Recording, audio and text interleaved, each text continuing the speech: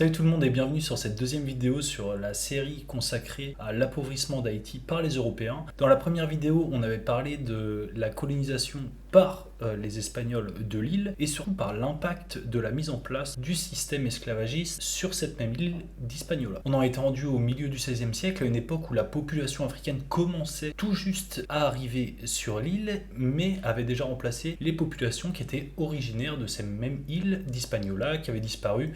On s'en souvient pourquoi, via les maladies, via les mauvais traitements, suite à l'arrivée des Espagnols. Donc pour résumer, si vous êtes habitant d'Haïti dans les années 1550, il y a de très très fortes chances que vous soyez esclave. Alors comment en 60 ans les Espagnols ont réussi à servir une île entière? On avait vu quelques éléments de réponse dans la première vidéo et je voulais qu'on revienne sur un exemple qui est pour moi très parlant que je vais vous citer maintenant. Donc pour vous raconter l'histoire qui va suivre, je me suis basé sur deux travaux d'historiens bien différents, celui de Carlos Esteban Dave et celui d'Anthony Stevens Azevedo. On est alors en décembre 1521, l'esclavage monte crescendo en intensité sur l'île et les premiers Africains sont déjà là. La colère gronde, notamment à cause des mauvais traitements et du taux de mortalité énorme. Et c'est là qu'on retrouve une personne déjà citée dans le premier épisode, Diego Colón, le fils aîné de Christophe Colomb, qui est le gouverneur de l'île. Et en plus de son poste de gouverneur, il possède une plantation de canne à sucre à Hispaniola. Et pendant plusieurs semaines, les esclaves qui travaillent sur sa propriété se concertent sur la manière de se soulever, et c'est finalement le 26 décembre 1521, le lendemain de Noël, qu'ils lancent une violente rébellion. Leur objectif, c'est quoi?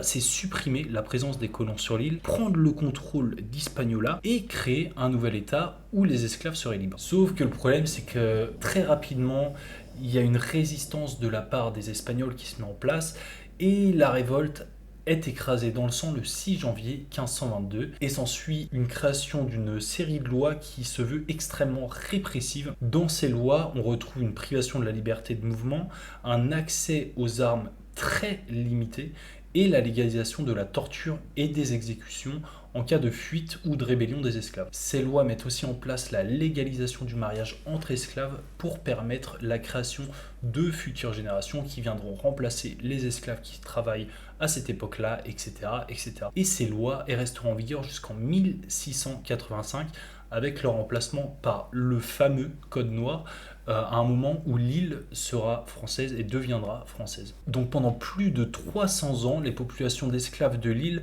sont soumises à un ensemble de lois extrêmement violentes et répressives qu'on vient de citer. Et Hispaniola fut également connu à travers l'histoire comme l'un des pires endroits où on pouvait être envoyé en tant qu'esclave. Et il y a un changement dans la société d'Hispaniola qui intervient en 1697 à la suite du traité de Ryswick, où une partie de l'île d'Hispaniola est cédée à la France. Le traité en question acte la fin de la guerre de la Ligue d'Augsbourg qui a secoué toute l'Europe entre 1688 et 1697. Je vais vous résumer de manière très très grossière la situation. En gros, Louis XIV, il vient de péter la gueule à toute l'Europe pendant une guerre qui vient de se terminer, la guerre d'Hollande, de 1672 à 1678. Et là, celui qu'on commence à appeler le roi Soleil se dit, la France, on est giga fort à ce moment-là, sauf qu'on a un problème de frontières. Nos frontières sont pas droites, elles sont mal protégées, et donc il faut qu'on récupère des territoires au nord-est et au sud-est pour consolider les frontières. Et ça marche les premiers temps. Louis XIV voit une série de petites batailles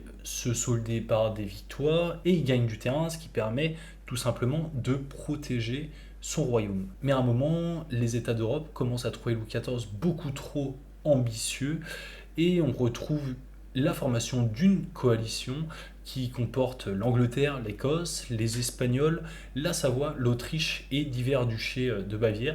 Et ils se disent, là, va falloir qu'on l'arrête parce que sinon, il va jamais s'arrêter, lui, de son côté. Et c'est là que commence la guerre de la Ligue d'Augsbourg, qui va se solder par un affaiblissement très très fort de la France, tant au niveau financier, parce que la guerre coûte cher, qu'au niveau territorial. Sauf que malgré toutes ces défaites, l'accord de Ryswick, donc qui signe la fin de cette guerre-là, offre quelques petits territoires à la France, et notamment dans les colonies. Et justement, c'est comme ça qu'Hispaniola se retrouve divisé en deux, avec une partie à la France et l'autre à l'Espagne. Et c'est la création de Saint-Domingue, donc la partie française d'Haïti. Et les Français vont axer l'économie de l'île sur la création de sucre, de café et de coton. Sauf que la culture de canne à sucre de café ou de coton, ça nécessite beaucoup, beaucoup, beaucoup plus de main-d'œuvre que l'extraction de mines. Et vous connaissez le refrain, quand on a besoin de beaucoup de main-d'œuvre pas chère, la France connaît les combines et y participe déjà à l'époque.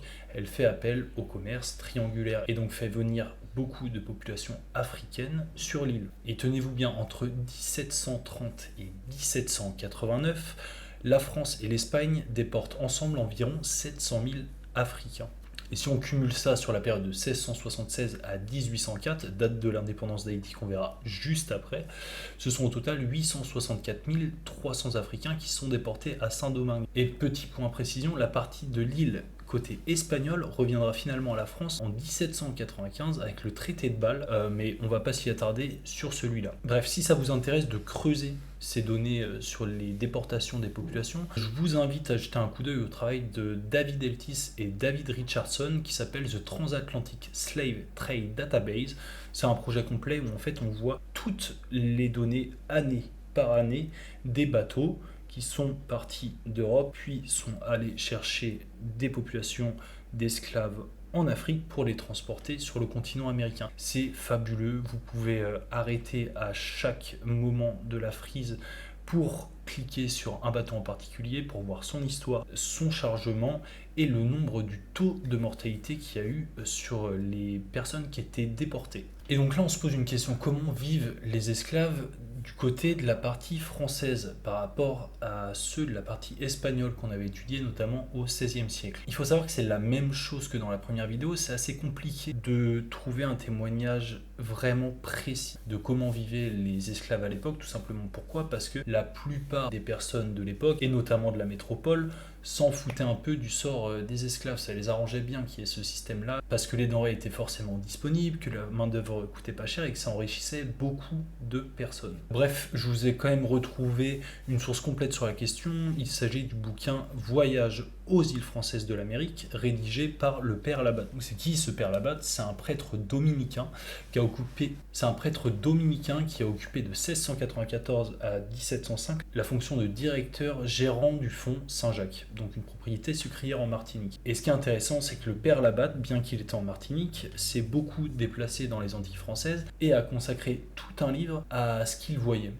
Il a simplement témoigné avec une vision bien évidemment esclavagiste de la chose, parce que lui-même possédait une plantation en Martinique. Et je me suis plongé un peu dans ce livre, je me suis même perdu de nombreuses heures à lire son témoignage, et malheureusement je peux pas tout vous raconter, mais c'est super intéressant. Vous le trouvez en PDF sur internet, je vous le mets sous cette vidéo en lien, c'est gratuit, facile d'accès, et c'est super intéressant parce que ça livre une vision très forte de ce qu'était l'esclavage à l'époque et des conditions de vie de ces populations. Il parle notamment des conditions de vie des esclaves noirs. Je vais vous lire un passage qu'il a lui-même écrit, bien évidemment. Les cases des nègres, du moins pour la plupart, sont assez propres. On leur donne pour l'ordinaire 13 pieds de long sur 15 de large. Si la famille n'est pas assez nombreuse pour occuper tout ce logement, on le partage en deux. On couvre ces maisons avec des têtes de canne, des roseaux ou des feuilles de palmiste. Leurs lits sont de petits réduits qu'ils pratiquent dans la division qu'ils font de leur maison. Le mari et la femme ont chacun le leur, et dès que les enfants ont 7 à 8 ans, on les sépare. Qu'est-ce qu'on apprend dans ce passage ? On apprend notamment qu'une famille vit dans une maison de 4 mètres de long sur 4 mètres 50 de large. Ça représente à peu près 18 mètres carrés. Et qu'on partage ce même logement si les personnes ne sont pas assez nombreuses. Et on se rend bien compte que 18 mètres carrés, faites le calcul chez vous, vous faites 4 pas en long et 4 pas et demi de large, vous allez vous rendre compte que c'est pas très grand et qu'il devait être très serré. Et ce qui est intéressant également, c'est que dans ce livre, on apprend comment fonctionnait une plantation sucrière de l'époque sur l'île de Saint-Domingue comme sur l'île de la Martinique. Et en fait, on découvre que c'est une organisation qui est au carré. Il y a d'abord les champs qui sont situés sur les terres les plus riches de l'île et où travaille la majorité des esclaves. Puis il y a dans chaque plantation tout un ensemble de bâtiments pour la transformation de la canne à sucre. Un moulin à eau, une sucrerie, un hangar pour le stockage, ainsi que la maison du propriétaire. Et donc en étudiant ces différentes composantes d'une propriété à Saint-Domingue ou en Martinique, on comprend rapidement que les esclaves forment toute une société dans la société. D'un côté, on a les esclaves des champs, de l'autre, on a les esclaves de maison, et enfin, on a les esclaves de l'industrie qui, eux, travaillent à la transformation de la matière première en matière fine. Bref, de 1697 à la fin du XVIIIe siècle, il y a toute une hiérarchie des esclaves qui se met en place, où les traitements diffèrent énormément entre les esclaves des champs et les esclaves de maison, notamment, qui sont beaucoup mieux traités. Et finalement, peu importe le quotidien des uns ou des autres, la graine de la haine continue à mûrir dans le cœur et dans l'âme des esclaves. Et en plus de cette inégalité entre les personnes de couleur et les personnes blanches, il y a une autre inégalité qui se met en place entre les personnes de couleur elles-mêmes, puisqu'il y a toute une partie de la société qu'on va appeler les gens de couleur libre. Ce sont des noirs et des métis qui sont libres, soit par naissance, soit par affranchissement. Et il faut comprendre que ces personnes, bien qu'elles ne jouissent pas d'une égalité totale avec les colons blancs de l'île, ne sont plus soumises du tout aux lois de l'esclavage. Donc pour résumer, sur la même île, il y a extrêmement de couches sociales qui vont comme ça se superposer les unes aux autres, créant des tensions immenses et où l'égalité n'existe pas. Et cette superposition des couches sociales va créer une véritable poudrière à Saint-Domingue qui est prête à exploser. Il n'y a plus qu'à attendre une étincelle. Et cette étincelle, en tout cas, le début tout simplement d'une étincelle, naît en France en 1788 avec la création de la première association française abolitionniste. Elle s'appelle la Société des Amis Noirs. Elle avait pour objectif d'instaurer l'égalité totale entre les Blancs et les Noirs, l'interdiction de la traite des Noirs et un arrêt progressif de l'esclavage. Et ce qui est intéressant, c'est qu'on retrouve dans cette société des grands noms d'intellectuels de l'époque, comme Mirabeau, Lafayette, Labessiès ou encore Condorcet. Sauf que vous pensez bien que ces idées de liberté, d'égalité et de fraternité, elles vont pas rester en France métropolitaine. Gentiment, elles vont traverser l'Atlantique jusqu'à atteindre l'esprit des esclaves à Haïti. On est alors en 1789. Et c'est là que la véritable étincelle naît. Elle vient toujours de la métropole au mois de juillet 1789 avec la Révolution française. Quelques semaines plus tôt, avant la prise de la place forte de la Bastille, le 14 juillet 1789, le roi Louis XVI, il sent le vent tourner. Le pays est dans une crise diplomatique, financière forte, même très très forte, et il se sent obligé de convoquer les États généraux. C'est quoi les États généraux? C'est une sorte de grande assemblée nationale comme on connaît aujourd'hui, où on réunit les représentants du tiers d'État, donc du peuple, la très grande majorité des habitants de la France à cette époque-là. On invite également les représentants du clergé et les représentants de la noblesse, ce qui donne la réunion des trois ordres. La réunion a lieu du 5 mai au 27 juin 1789 et on y lit le contenu des cahiers de doléances. C'est une sorte de grand cahier rempli de souhaits, de questions et de visions de l'avenir de la part de l'ensemble du peuple français, qui ont été remplis sur le terrain par des représentants des différents ordres. On a eu l'équivalent pendant les Gilets jaunes, Emmanuel Macron avait repris cette stratégie des cahiers de doléances. L'objectif pour le roi Louis XVI, c'est de comprendre ce qui dysfonctionne dans son État pour régler la crise financière et la crise diplomatique. Et au total, ce sont, selon France Archives, environ 60 000 cahiers de doléances qui sont envoyés aux États généraux. Sauf que on n'y retrouve presque aucune mention du sort des esclaves noirs de Saint-Domingue. Et dans son œuvre intitulée Gens de couleur libre et colons de Saint-Domingue devant la Constituante, 1789-mars 1790, l'historien Gabriel Desbiens écrit « On ne s'attend pas à voir les cahiers généraux des sénéchaussées de France prendre feu et cause pour les gens de couleur de Saint-Domingue. En fait, on ne trouve pas d'autre trace de la question des libres qu'une phrase du cahier du tiers de la ville de Paris, Miss Hislop. Il dit « Les États généraux prendront en considération le sort des esclaves noirs ou hommes de couleur, tant dans les colonies qu'en France. » Donc c'est une seule petite phrase qui va embraser toute une partie de Saint-Domingue. Parce que si l'esclavage n'est pas encore aboli sur l'île, les premiers mois et notamment la pensée même de la Révolution française fait peur aux propriétaires terriens qui sentent le vent tourner petit à petit, notamment sur le sort de leurs esclaves et donc de leur main-d'œuvre gratuite. Et ces propriétaires terriens, ils créent à l'été 1789 le club de l'hôtel de Massiac. Et lentement, ils négocient avec les personnes influentes de la métropole pour aboutir le 8 mars 1790 à un décret. Ce décret, il permet aux colonies d'avoir une forme d'indépendance vis-à-vis du droit métropolitain. À quoi ça sert? Ils veulent se servir de cet outil, notamment en cas d'abolition de l'esclavage, pour que sur leur terre à eux, ils puissent appliquer un droit qui n'existe plus en métropole. Et les propriétaires terriens blancs ne mettent pas longtemps du tout à se servir de ce décret-là, parce que dans les semaines qui suivent, ils élisent eux-mêmes une assemblée, et vous pensez bien qu'elle ne prévoit aucune avancée sociale pour les esclaves noirs de l'époque. À cette époque, l'air devient irrespirable à Saint-Domingue. Et ce qui devait arriver arriva finalement. Les premiers mouvements de révolte se mettent en place, notamment sous la houlette de Vincent Auger, qui demande l'égalité des hommes noirs libres et affranchis vis-à-vis des blancs, et ce pour avoir accès aux décisions prises dans cette même assemblée.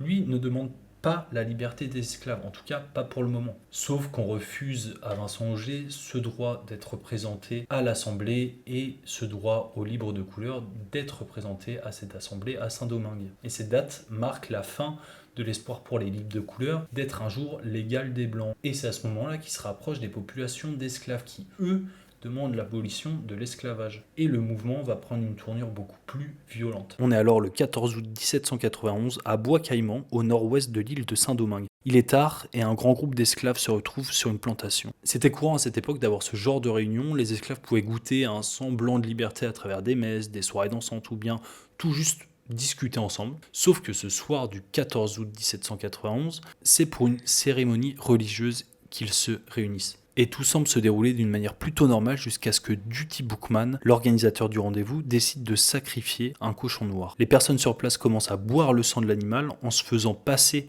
le message que ce même sang rendrait invulnérable quiconque le boirait. Dans les minutes qui suivent, Duty Boukman ordonne aux personnes présentes de se soulever contre l'autorité des colons blancs. La nuit se termine et le message va se passer entre les différents esclaves des différentes plantations qu'une action est prévue. Et c'est finalement dans la nuit du 22 au 23 août 1791 que les esclaves de 5 plantations se rebellent et massacrent leurs propriétaires. Le geste fait énormément de bruit, c'est une bombe sur l'île. La révolte gagne tout le nord de l'île de Saint-Domingue et en 10 jours, on décompte plus de 1000 blancs assassinés et 1400 entreprises qui sont ravagées. Et ces chiffres, je les ai tirés du site mémoireesclavage.org. S'ensuit des combats violents qui s'engagent entre les esclaves et les militaires et qui aboutissent à la mort de Duty Boukman. Et même si la révolte, elle est matée, elle ne s'éteint jamais. Et ça, c'est l'acte fondateur de la révolution haïtienne. À partir de ce moment-là, le mouvement de révolte haïtien, qu'on appellera plus tard haïtien forcément, prend de plus en plus d'ampleur et de plus en plus d'esclaves décident de rejoindre le mouvement. Et même si certaines sources font état de 1500 membres, on n'arrive pas tout à fait et les historiens n'ont pas encore réussi à ce jour à déterminer le nombre de personnes qui étaient présentes dans ce mouvement. Mais ce qui est certain, c'est que la pression sur les propriétaires blancs, elle est bien présente et elle existe bien. Et cette pression sur les propriétaires blancs, elle monte petit à petit jusqu'au 23 août 1793 où l'abolition de l'esclavage est prononcée par Léger Félicité Sonthonax, un commissaire civil de la métropole qui avait été envoyé quelques mois plus tôt à Saint-Domingue. Mais il faudra attendre le 4 février 1794 pour que l'abolition de l'esclavage soit actée par la Convention au sein de la métropole française. Et c'est une mesure qui sera portée notamment, pour la petite histoire, par Jean-Baptiste Bellay, le premier député noir élu à la Convention. Les esclaves de Saint-Domingue sont alors très rapidement affranchis et le statut de citoyen leur est donné. Mais alors qu'est-ce qu'ils deviennent ? On va les retrouver notamment dans la force armée de l'île, mais aussi salariés des anciennes plantations dont ils étaient auparavant esclaves. Sauf que cette période pleine d'espoir, elle est rapidement suivie par une période de conflit à Saint-Domingue parce que les soldats de l'armée régulière affrontent d'un côté les Espagnols, donc sur l'autre partie de l'île, et de l'autre les Anglais qui, comme d'habitude, on le sait dans l'histoire de France, les Anglais viennent foutre la merde dans notre économie et profitent de la moindre faille, en tout cas à cette époque-là, pour essayer de mettre la France genou à terre, notamment suite à la guerre d'indépendance aux États-Unis que les Français ont soutenu. Bref, Saint-Domingue, ça devient une poudrière immense et un champ de bataille très sanglant où se multiplient les combats et où le sang n'arrête pas de couler pendant la décennie 1790-1800. Dans ce chaos, il y a un personnage qui sort de l'ombre, notamment par son intelligence et par sa vision stratégique sur le champ de bataille. Il s'agit d'un esclave noir affranchi, Toussaint Breda. Cet homme, il va se hisser en 10 ans à la fonction la plus haute de Saint-Domingue. Il est un fervent défenseur de la liberté des anciens esclaves, mais à côté de cela, il maintient toute une économie du pays qui est basée sur la plantation de coton, de café et de sucre. Et même selon les données économiques de l'époque, on s'aperçoit que Toussaint Breda relance l'exploitation du sucre, du café et du coton sur l'île parce qu'en 1801, le niveau de production réatteindra les niveaux de 1790. Et Toussaint Bréda, que vous connaissez peut-être sous le nom de Toussaint l'Ouverture, notamment du fait de sa vision tactique sur le champ de bataille et de ses assauts, va être à l'origine de la première constitution et du premier texte constitutionnel pro-indépendantiste d'Haïti. On est alors en juillet 1801 et la constitution républicaine des colonies françaises On est alors en juillet 1801 et la constitution républicaine des colonies françaises de Saint-Domingue est la première constitution haïtienne. Qu'est-ce qu'on y retrouve ? On y retrouve tout simplement une volonté d'autonomie de l'île vis-à-vis de la métropole, une abolition de l'esclavage claire et nette et une interdiction du racisme. Sauf qu'en France, cette constitution et cette volonté d'indépendance de plus en plus forte ne plaît pas du tout à un homme. Et cet homme, c'est le premier consul de l'époque, qui est Napoléon Bonaparte. Napoléon prend la décision d'envoyer ses troupes pour mater cette volonté d'indépendance. Et en 1802, Toussaint Bréda repousse les premières vagues d'assaut françaises. Sauf que très rapidement, les effectifs de l'armée française et le matériel bien plus performant que l'armée de Saint-Domingue ont raison de la résistance de Toussaint Bréda, qui est arrêté et envoyé dans une prison dans le Doubs, en France, où il finira sa vie. Et à partir du moment où Napoléon supprime cette résistance, il casse la constitution qui était présente sur l'île. En faisant ça, il supprime l'abolition de l'esclavage, ce qui redonne beaucoup d'espoir aux anciens propriétaires d'esclaves de l'île qui peuvent remettre en place toute une économie basée sur la traite des Noirs. Et c'est un cycle éternel, l'île replonge dans le chaos, mais pas pour longtemps cette fois-ci. Pourquoi ? Parce qu'une fois qu'on a goûté à la liberté, notamment en tant qu'esclave, c'est très compliqué de réaccepter sans broncher les conditions de vie du quotidien d'un esclave. Et le 19 novembre 1803, Jean-Pierre Dessalines, alors à la tête des troupes pro-indépendance, battent les Français et les force à se rendre à la fameuse capitulation du Cap. Le départ des Français est acté et Saint-Domingue reprend de suite son nom d'origine indienne, Haïti. L'indépendance, elle, est proclamée le 1er janvier 1804 et les derniers blancs sur place sont en grande majorité massacrés par les populations noires, par vengeance et par répression.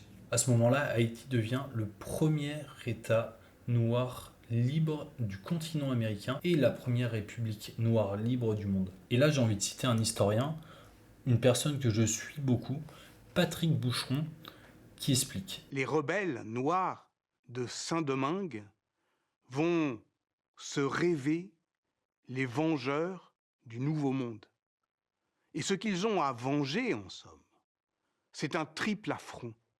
L'affront de l'ordre colonial, l'affront de l'ordre esclavagiste et l'affront de l'ordre racial. Une nouvelle constitution est écrite. On peut y lire notamment ces lignes. Jurons à l'univers entier, à la postérité, à nous-mêmes, de renoncer à jamais à la France et de mourir plutôt que de vivre sous sa domination. Sauf que ça reste que des mots, parce que l'indépendance, elle est très fragile et il faudra attendre 1822 pour que la France, qui est alors redevenue une monarchie, reconnaisse enfin l'indépendance d'Haïti. Cette reconnaissance, elle se fait à un prix qui est exorbitant et là on arrive au cœur du sujet et vous allez comprendre pourquoi on en arrive là et pourquoi il était aussi important de parler de l'ensemble du passif. On est en train d'assembler toutes les pièces du puzzle et on arrive à la dernière. Par l'ordonnance royale du 18 avril 1825, la France impose un dédommagement de quelques milliers d'anciens propriétaires qui ont dû fuir l'île et qui ont donc perdu toute leur propriété. Sauf que cette indemnité, elle se chiffre à 150 millions de francs or, payables en 5 ans. Et là, le problème est réel. Cette somme, ça correspond à 10 fois le revenu annuel d'Haïti. C'est complètement infaisable et irréalisable. Et dès la première année, donc dès 1826, ça bloque. Haïti et l'État haïtien ne peut pas payer. Qu'est-ce qu'on fait quand on est insolvable et qu'on doit tout de même rembourser une dette ? Eh bien, on contracte un prêt et l'État français va pousser l'État d'Haïti à contracter des prêts auprès de banques françaises. Donc, en plus des 150 millions de francs or, l'État d'Haïti va avoir des taux d'intérêt immenses et c'est ça qui va handicaper le pays sur plus d'un siècle. La dette des 150 millions de francs or devait être remboursée en 5 ans. Et finalement, elle l'est en 53 ans parce qu'il faudra attendre 1878 pour que la France touche les derniers francs or. Mais les intérêts aux banques françaises seront finis d'être payés, eux, en 1922, soit 100 ans plus tard. Et c'est cette dette qui a tué complètement l'économie d'un pays florissant, d'un pays aux ambitions immenses, parce que ces emprunts vont monopoliser pendant 100 ans une énorme partie de l'économie d'Haïti. Et c'est des sommes astronomiques qui seront envoyées en France pour rembourser les anciens propriétaires esclavagistes. Le remboursement de ces dettes vont créer des crises financières à répétition au sein de ce nouvel État d'Haïti et on en croise encore les conséquences aujourd'hui. Et c'est là où on comprend la condition que je vous expliquais au tout début de la première vidéo de cette série sur Haïti, les conditions avant et après le séisme de 2010. Et cet héritage, on le retrouve encore aujourd'hui, parce qu'en 2017, Haïti était classé 176e pays sur 192 au classement des pays par PIB par habitant, soit l'un des pays les plus pauvres au monde. Voilà, on arrive au terme de la série de ces 2 vidéos. C'était énormément enrichissant pour moi, j'ai pu me perdre des heures et des heures et des heures dans les sources historiques, et je vous remercie parce que ça me donne aussi moi la possibilité de vivre de cette passion-là, pas financièrement, mais en tout cas intellectuellement. C'est tellement enrichissant de connaître tous ces pans de l'histoire qui étaient complètement inconnus pour moi. Donc je suis trop content de pouvoir faire ce format-là avec vous. C'est peut-être un peu long, j'en suis conscient pour certains et je le vois dans les statistiques de vision des vidéos. Il y a peu de personnes et il y en a peu d'entre vous qui tiennent jusqu'à la fin de la vidéo. Donc je vais réfléchir à un format qui sera peut-être plus court. En tout cas, moi ça me permet d'aller au bout de mes idées et de m'exprimer à fond sur tout ça, et notamment de rajouter beaucoup de sources historiques, ce qui m'intéresse et ce qui est forcément central dans ce job-là. Je ne sais pas encore sur quoi on fera la prochaine vidéo, il faut que j'y réfléchisse. Je ferai sûrement un sondage comme la dernière fois sur ma chaîne Instagram. En tout cas, n'oubliez pas de faire tourner la chaîne, de vous abonner si vous avez aimé, et de commenter sur un thème qui vous tient à cœur dans les commentaires que je pourrais creuser. Voilà, merci beaucoup. Bonne semaine à vous, portez-vous bien et surtout informez-vous bien.